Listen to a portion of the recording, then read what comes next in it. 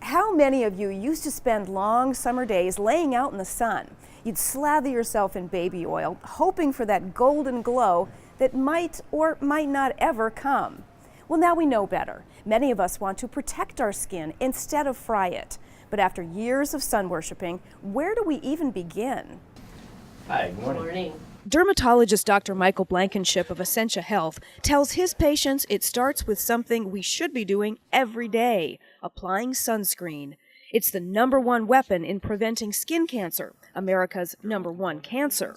He says look for broad-spectrum sunscreen because it protects you from both UVA and UVB ultraviolet rays. UVB rays peak during the middle of the day in the summertime, are more prominent at latitudes closer to the equator, whereas UVA rays, because they're longer wavelength, actually are pretty prominent all year round, and they will come right through clouds and window glass. Dr. Blankinship says sunscreen isn't just for summer, and thinking that getting that so-called base tan before going on a trip or being in the sun doesn't mean you're protected. That's something that's not good to do.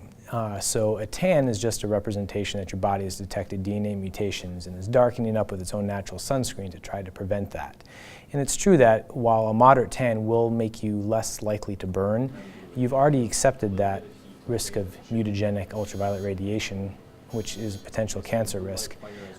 It's far better to just use a sunscreen, which comes down to the same effect. Dr. Blankinship recommends that you choose a sunscreen with a sun protection factor, or SPF, of 30 for indirect sunlight and 50 for direct sunlight. He says reapply it often as sunscreens break down in sunlight and wear off. In fact, the FDA just changed how sunscreens are labeled to emphasize this fact. Products can no longer be called sun blocks, but rather sunscreens, and not waterproof, but water resistant. He says you should also consider covering up with clothing and a hat. In addition to daily sunscreen usage, Dr. Blankinship has one more piece of advice for his patients.